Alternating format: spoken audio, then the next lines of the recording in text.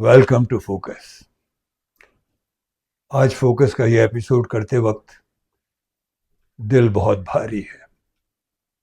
उसकी वजह है कल कश्मीर में पहलगांव में आतंकवादियों द्वारा हमारे भारत के टूरिस्ट्स के ऊपर एक बहुत भयंकर आक्रमण हुआ। बहुत से टूरिस्ट मारे गए और सबसे दहला देने वाली जो चीज थी वो ये थी कि उन्होंने लोगों के नाम पूछे और किसी को पकड़ा और उसने अपना नाम मुसलमान नाम बताया तो उसे छोड़ दिया और जो हिंदू नाम वाले थे उनको गोलियां मार दी। बहुत से लोग छुट्टी मनाने गए थे अपने परिवार के साथ, सब टूट टाट गया, खूनम खून, लोगों के परिवार बिखर गए। एक महिला के तो पति भी जाते रहे, माँ भी जाती रही, पिता भी जाते रहे, बच्चे भी जाते रहे, वो अकेली बच गई। भारतवर्ष में एक बहुत बड़ी दुख की लहर है और दुख की लहर के नीचे बहुत भयंकर आक्रोश है। एक भावना है कि इसका एकदम बदला लिया जाए, पर कई दफा ऐसे क्षण आते हैं कि बहुत सोच समझ कर कदम उठाने पड़ते हैं। कुछ क्षण के लिए जब्त करना पड़ता है ताकि बिल्कुल सही कदम उठाया जाए। आज बेंगलोर में कोई 4 घंटे पहले कांग्रेस के जो चीफ हैं, इंडियन नेशनल कांग्रेस के जो प्रेसिडेंट हैं, मल्लिकार्जुन खड़गे साहब, उन्होंने कर्नाटक प्रदेश कांग्रेस के अध्यक्ष डी.के. शिव कुमार के साथ और कांग्रेस के मीडिया चीफ पवन खेड़ा साहब के साथ एक इम्प्रॉम्प्टू प्रेस कॉन्फ्रेंस की। सब जानते हैं कि खड़गे साहब, मल्लिकार्जुन खड़गे साहब बेंगलोर के हैं और वहाँ वो आजकल हर हफ्ते आ रहे हैं, ये उन्होंने बताया। इसलिए आते हैं कि उनका बेटा अस्पताल में है, उसे देखने आते हैं और ऊपर से ये घटना हो गई। वो इमीडिएटली फ्लाइट का इंतजाम हुआ, पर दिल्ली लौटने से पहले उन्होंने ये इम्प्रॉम्प्टू तात्कालिक प्रेस ब्रीफिंग की। एक कॉन्फ्रेंस नहीं थी, एक तरह से संदेश था।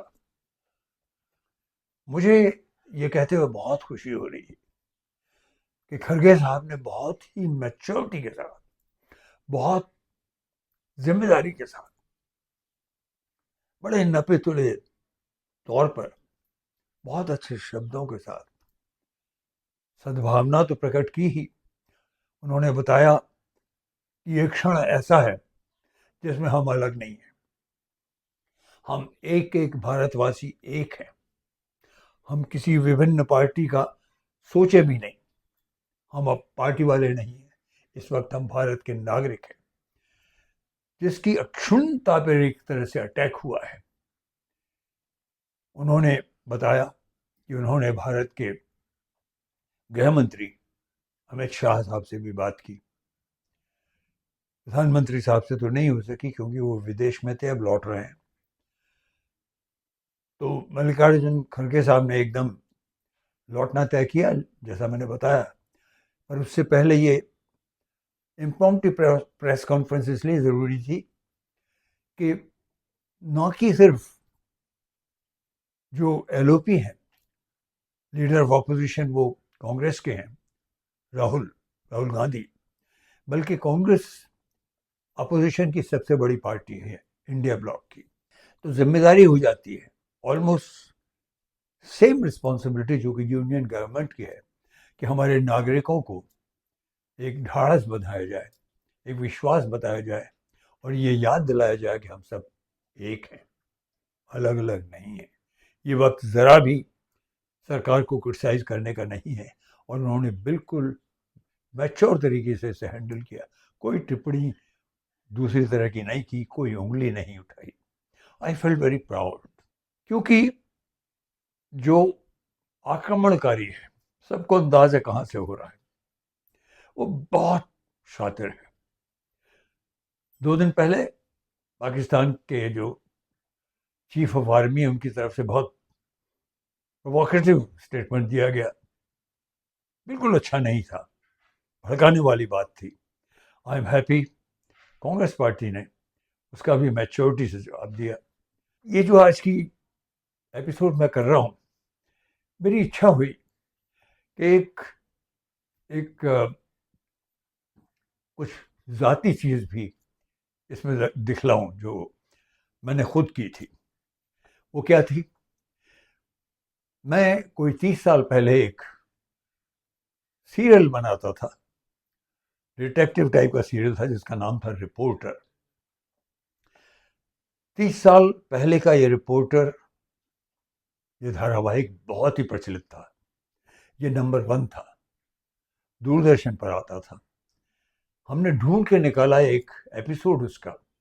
वो कहानी जिसका वो एपिसोड है वो इन हमलों के बारे में ही था। किस तरह से बॉर्डर की दूसरी तरफ से आतंकवादी हमले किए जाते हैं, भारत को तोड़ने के उद्देश्य से, छिन्न भिन्न करने के उद्देश्य से। आपको ये एपिसोड का एक सीन आपको ज़रूर दिखाना चाहूँगा। सीन के अंदर एक जेल जैसा सेट है, और वो कहाँ है? वो समंदर के बीचों बीच एक आइलैंड पर, एक टापू पर एक जेल थी जो कि पाकिस्तान के हिस्से में आती है। तो जो पाकिस्तान की जो खुफिया एजेंसी थी जिससे भारतवासी बहुत प्रचलित हैं, हमने ISI नहीं कहा, ICC कहा। वो अपनी मीटिंग वहाँ करती है, और मीटिंगें वहाँ करती है जहाँ पे सींगचे लगे हुए हैं सेल्स के, और वो याद दिलाते हैं कि वहाँ क्यों ये जो ICC है, उन्होंने अपना हेडक्वार्टर वहाँ क्यों बनाया मीटिंग्स के लिए, ताकि लोग ये ना भूले कि जमहूरियत मतलब डेमोक्रेसी और ऑटोक्रेसी में बहुत मामूली सा फ़र्क है। ये सीन बहुत टेलिंग सीन है, आपको देखना चाहिए। This tells you about the kind of a design Pakistan has to launch a war by proxy. कैसे? कि उन लोगों को उकसाया जा सके जो खुद अपने हैं, अपने ही धर्म के हैं। उनके ऊपर जब बम गिरेंगे, एक्सप्लोजन्स होंगे, तो वो इनसिक्योर होंगे। वो इनसिक्योर होंगे तो मेन जो धर्म है, जो मेजॉरिटी कम्युनिटी है, उसमें वो उपद्रव करना शुरू करेंगे, क्योंकि उनका पूरा फ्रस्ट्रेशन ये है, पाकिस्तान का जो मेन धर्म है इस्लाम के खुद के लोग भारत में विद्रोह नहीं कर रहे हैं।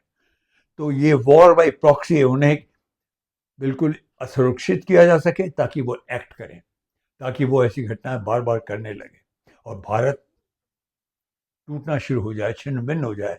ख़ास तौर पर भारत की जो इकोनॉमी है उस पर अटैक करने के लिए। ये एक डिटेक्टिव सीरियल की तरह से है, बड़ा इंटरेस्टिंग सीन है। मैं आपको ये सीन दिखाना चाहूँगा।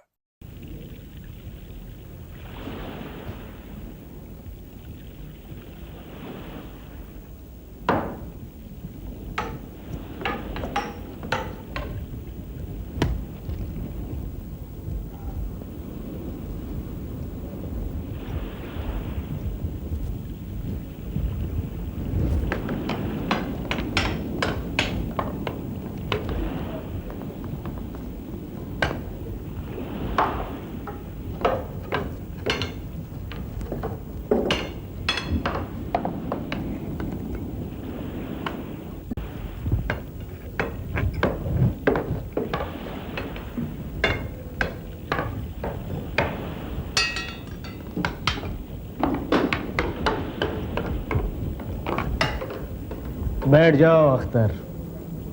क्यों इतने पशेमा से चहलकदमी कर रहे हो?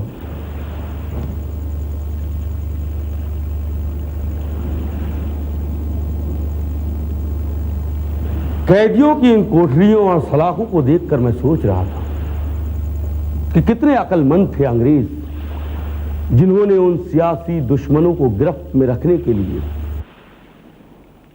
जो उनकी हुकूमत के लिए खतरनाक साबित हो सकते थे, समंदर के बीचों बीच इस छोटे से टापू पर एक मजबूत जेल बनाया कि उनकी सांसों की आवाजें तो दूर, उनकी चीखों की आवाज भी किसी के कानों तक न पहुंच सके।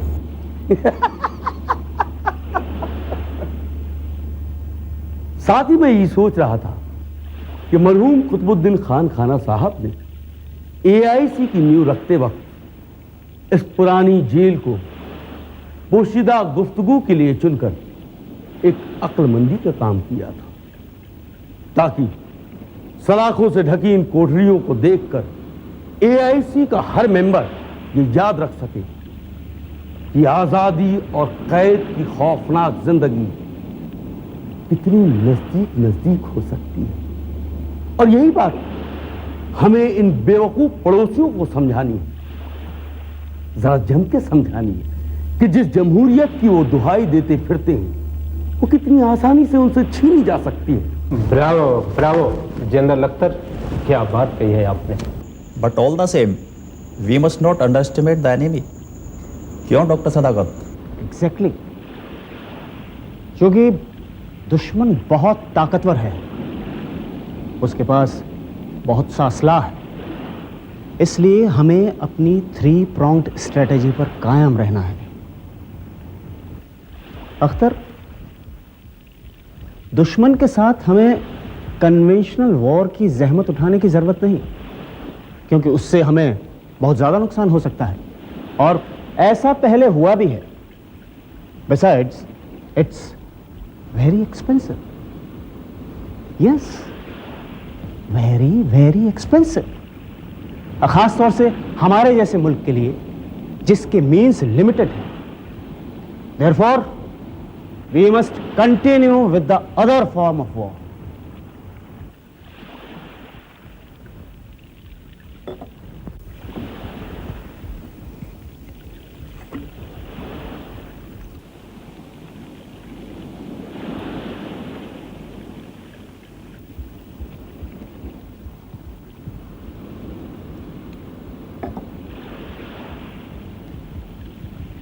The war by proxy. It's far more cheaper, far more covert, and far more effective. और ये प्रॉक्सी वॉर सिर्फ एक मुहिम पर नहीं, बल्कि 3 मुहिम पर अलग-अलग चलते रहनी चाहिए। यस, नंबर 1, हमें अपनी इंसर्जेंसी के हमले वक्त ब वक्त मुसलसल जारी रखने चाहिए, नई नई जगहों पर, नए नए निशानात पर, और ख़ास तौर से उनके सॉफ्ट टारगेट्स पर, ताकि किसी को शक भी ना हो और नुकसान बहुत गहरा पहुंचे। हमें उनकी इकोनॉमिक स्टेबिलिटी पर चोट पहुंचानी चाहिए। With insurgency you get fastest dividends. Minority को इनसिक्योर करने के लिए इससे अच्छा और कोई रास्ता नहीं हो सकता कि उनके इलाकों में कुछ बम फटें, कुछ इमारतें गिरें, सैकड़ों हजारों लोग जमींदोज हो जाएं। बेशक इसमें ज्यादातर लोग हमारे हम मजहबी क्यों ना हो। नंबर 2, साथ ही साथ हमें अपनी एक प्रोपेगेंडा वॉर भी, और ये वॉर बहुत ही एग्रेसिवली और जोर शोर से चलानी चाहिए, ताकि वर्ल्ड फोरम में हम अपने दुश्मन के खिलाफ एक नफरत और शिकायत का माहौल पैदा कर सकें।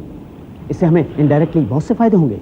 हमें फॉरेन एड मिलती रह सकेगी, और जरूरत पड़ने पर लड़ाकू तैयारे, तोपें और बहुत सा असला हमें मिलेगा, जिसकी हमें हमेशा जरूरत पड़ती रह सकती है। We must take our enemy head on, everywhere, in every वर्डफॉल, चाहे वो तरक्कीशुदा मुल्कों में हो या डेवलपिंग मुल्कों में। हमें अपने दुश्मन के ह्यूमन राइट्स के रिकॉर्ड पर अटैक करना चाहिए, और ये जो इसका सेक्युलर मुखौटा है उस पर वार करना चाहिए, उसके जमहूरियती ढकोसलों पर वार करना चाहिए। और नंबर 3, हमें ये साइकोलॉजिकल वॉर, ये जहनी जंग भी कायम रखनी चाहिए, जो हमारे यहाँ एटॉमिक बम के होने या ना होने के स्पेकुलेशन से शुरू हुई है। हम छोटे जरूर हैं, but they must fear us that we can hit them, और ऐसी जगह पर हिट कर सकते हैं जो उनके लिए बहुत नुकसानदेह साबित हो सकती है।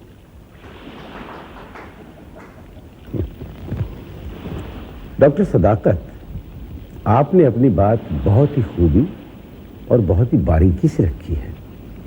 मैं आपसे मुत्तफिक हूं और यकीन दिलाता हूं कि हमारी कैबिनेट पूरी तरह से आपके साथ है। और हां, वो जो एआईसी के बजट में इजाफे के लिए आपने दरख्वास्त दी है, वो भी मंजूर कर ली गई है, पूरी तरह मंजूर कर ली गई है। हमें आप लोगों पर नाज है भाई। आप अपनी मुहिम जारी रखिए। Thank you minister.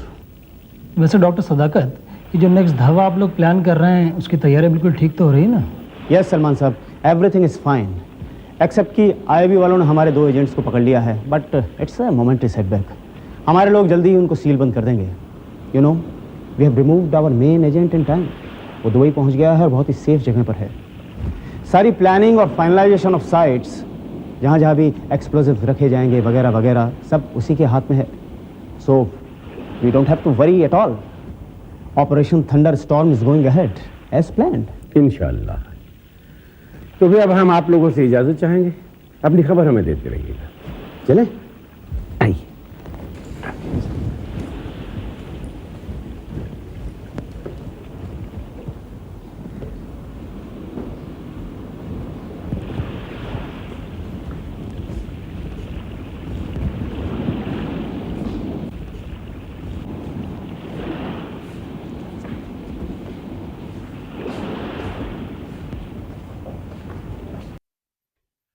अभी आपने रिपोर्टर एपिसोड नंबर 27 का सीन देखा।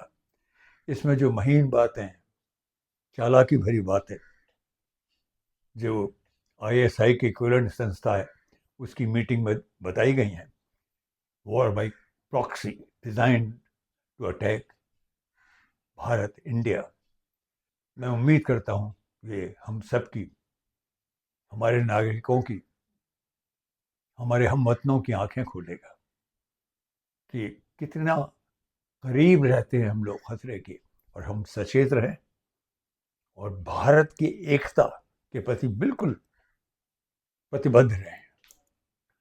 आज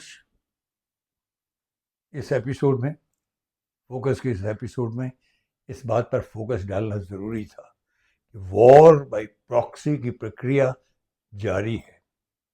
हमको अपने आप को सुरक्षित रखना है, सचेत रखना है, उसका मुकाबला करना है। उसके लिए एकता ज़रूरी है, बिल्कुल एक होना। ये आपसी बैर या क्रिटिसाइज करने वाला मूवमेंट नहीं है। इसमें कोई गवर्नमेंट नहीं है, कोई अपोजिशन नहीं है, सिर्फ भारतीय है। आज फोकस में इतना ही।